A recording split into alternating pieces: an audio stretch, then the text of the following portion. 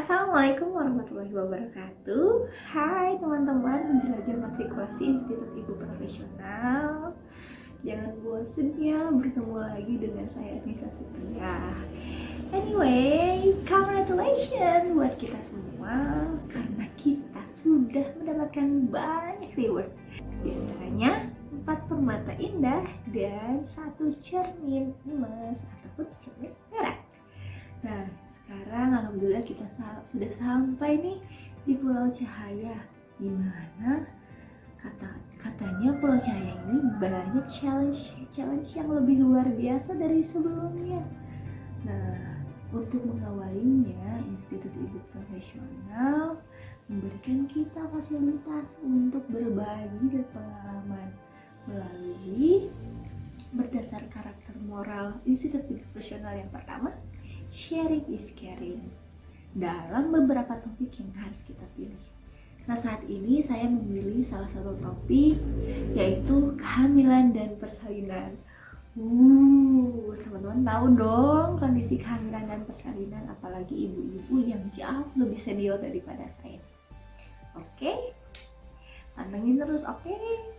Nah, saat ini usia anak saya sudah memasuki 23 bulan, yang insya Allah bulan depan genap 2 tahun. Alhamdulillah anak pertama kami ini dianugerahi sebulan setelah kami menikah.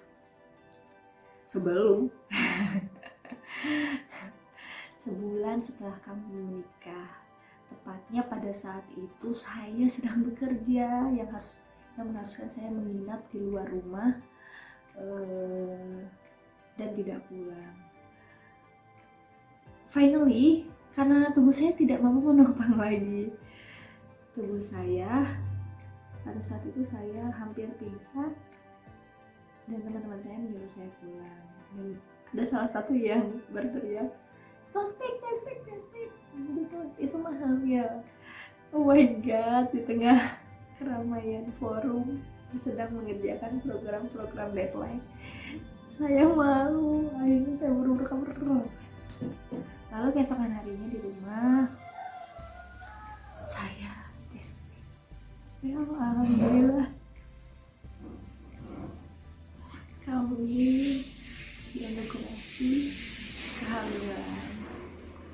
Ini adalah anugerah yang luar biasa, kabar yang luar biasa buat kami, dimana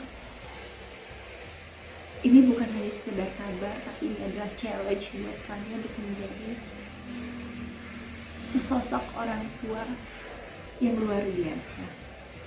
Alhamdulillah di bulan-bulan berikutnya kami sama dengan pasangan-pasangan yang lainnya konsultasi kepada ahli, ke dokter, ke bidan, sampai akhirnya kami menemukan bidan yang cocok, yang sesuai dengan fisik kami untuk persalinan normal, di mana di bidan itu mengadaptasi gentle birth, kemudian konseling kehamilan, sehingga kami mendapatkan input yang luar biasa yang sesuai dengan budaya keluarga kami, di mana baik nutrisi maupun treatmentnya sesuai dengan kondisi dan kebutuhan kami.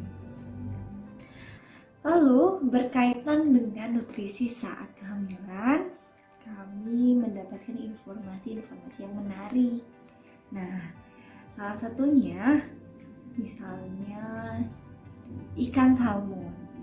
Ikan salmon yang kita tahu secara harga lebih mahal, ternyata kami mendapatkan informasi bahwa ada penggantinya nih yang nutrisinya tidak kalah lebih tinggi, tapi harganya lebih ekonomis. Apa itu? Ikan kembung. Wow, insight sekali ini buat saya yang secara direct cukup.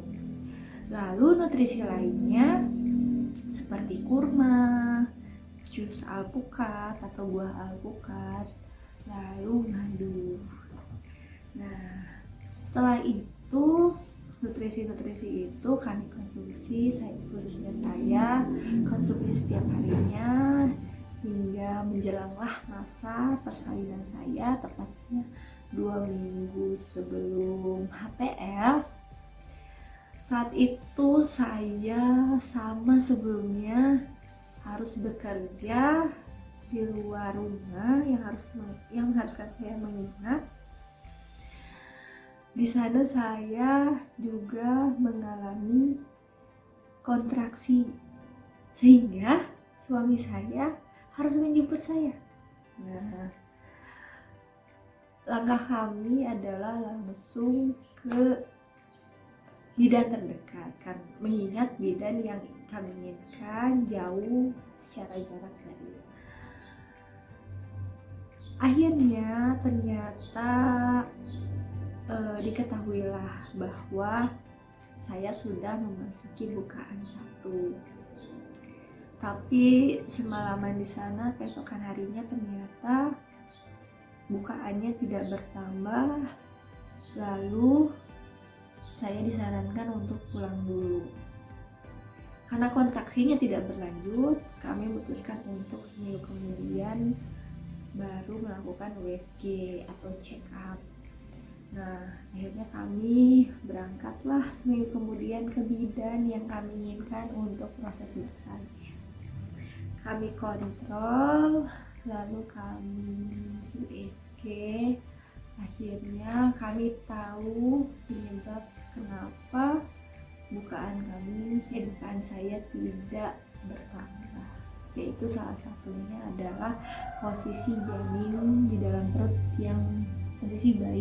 perut yang tidak optimal, yang berbeda dari pada umumnya, yaitu yang normalnya adalah oksiput anterior, sementara saya mengalami oksiput posterior, di mana posisi bayi terlentang menghadap perut ibu.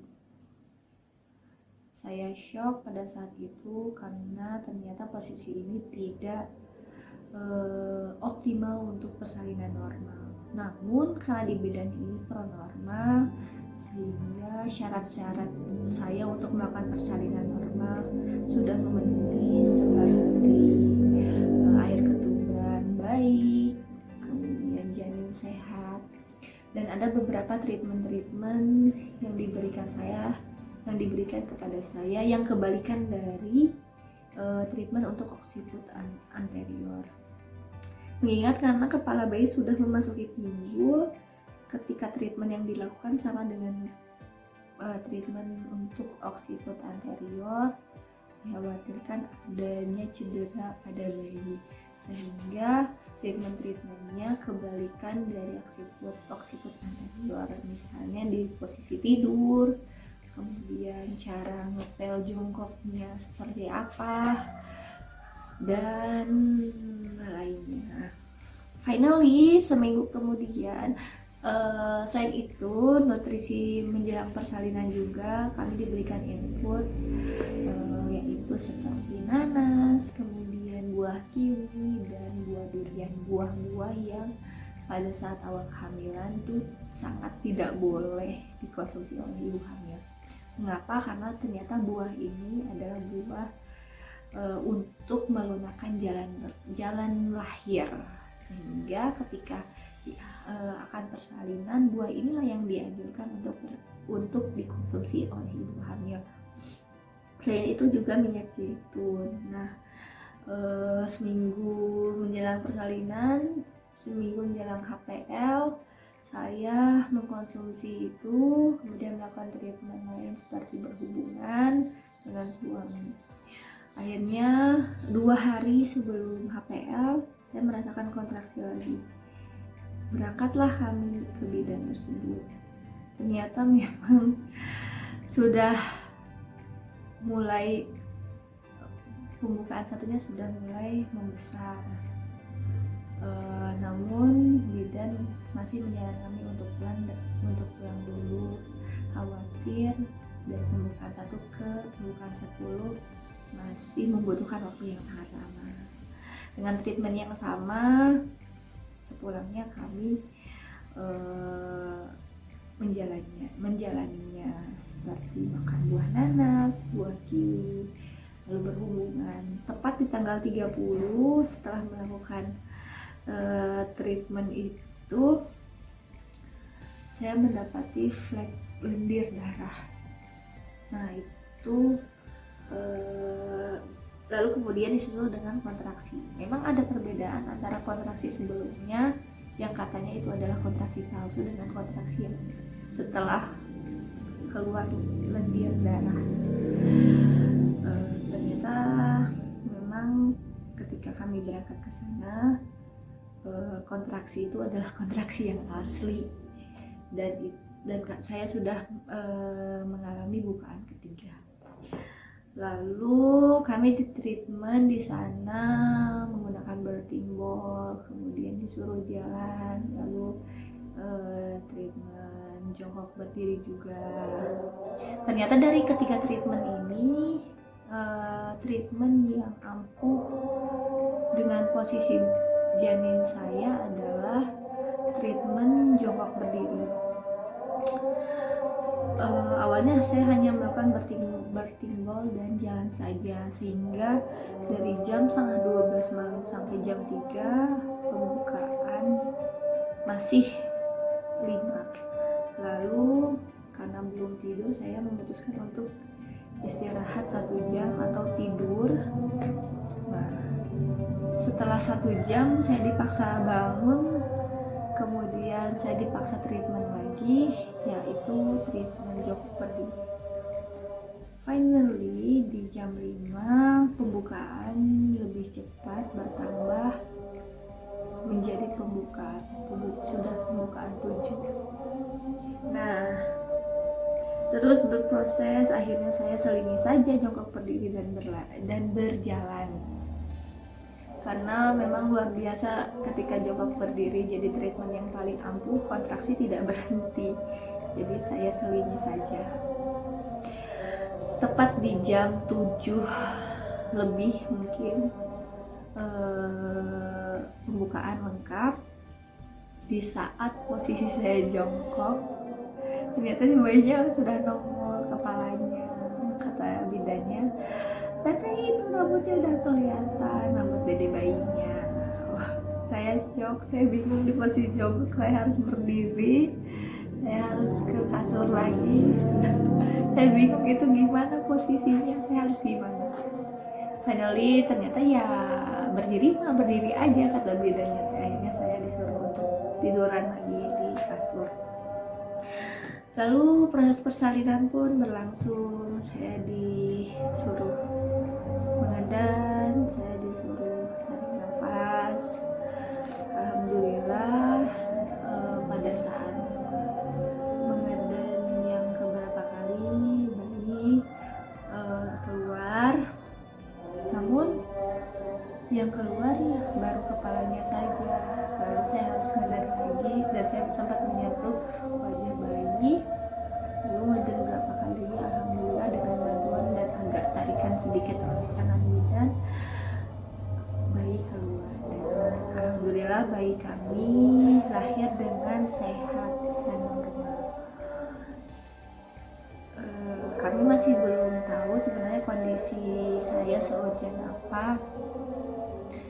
Setelah itu kami pulang, lalu kami mendapati info browsing berkaitan dengan posisi oksit posterior ini.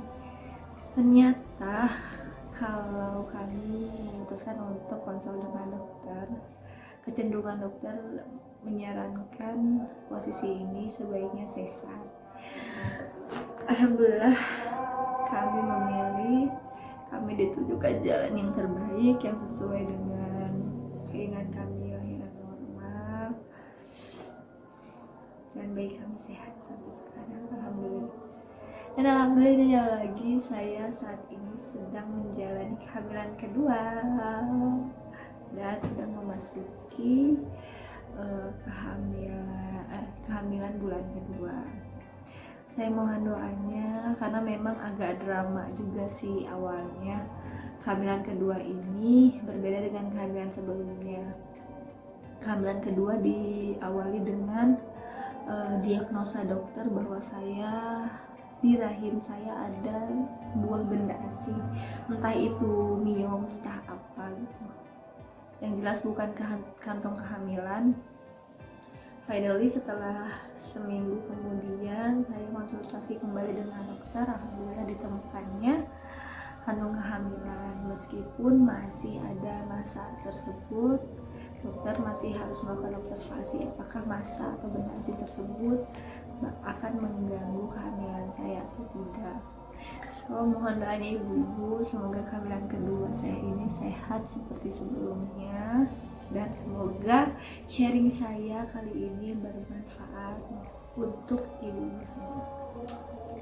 Assalamualaikum warahmatullahi wabarakatuh.